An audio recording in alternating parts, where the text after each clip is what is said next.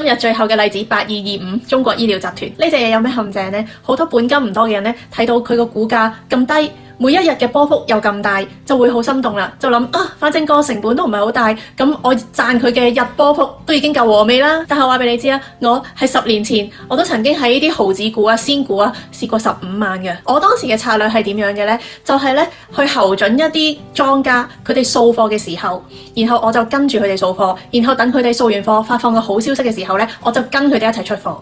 咁點樣可以洞悉呢一啲先機呢？其實啲莊家要玩呢一種遊戲之前呢，佢係會發一種好特別嘅公告嘅。除咗公告之外呢，喺個日線圖呢，你都會揾到佢掃貨時候嘅一啲蛛絲馬跡嘅。咁點解又會輸呢？就係當莊家已經掃得七七八八嘅時候呢，佢就會發放一啲利好嘅消息啦，推高個價，然後佢就會拋貨啦。咁如果你喺呢一個時候，你係喺佢掃貨嘅時候，你掃嘅價你唔夠低啦，又或者佢拋貨嘅時候，你拋得唔夠快啦，又或者你出現一啲猶豫，你拋唔切啦，咁就會有個可能係你揸住一大堆貨，冇人去接，又或者你要賤平賤賤咁樣賣翻出去。8225呢隻嘢呢，就係你睇下佢每一日嘅成交額係好波動㗎，有時係可以好少，有時又可以好多，個股價係好容易俾莊家冇高冇低。當你入晒貨之後呢，你係有機會 hold 住啲貨。但係佢個價未如你嘅理想，你係放唔到一個理想嘅價，然之後就會 day trade 變長揸，甚至乎咧係你想放貨嘅時候咧係根本冇人接㗎。我覺得 day trade 係可以做嘅，咁亦都有好多人佢哋係專做 day trade 去賺錢。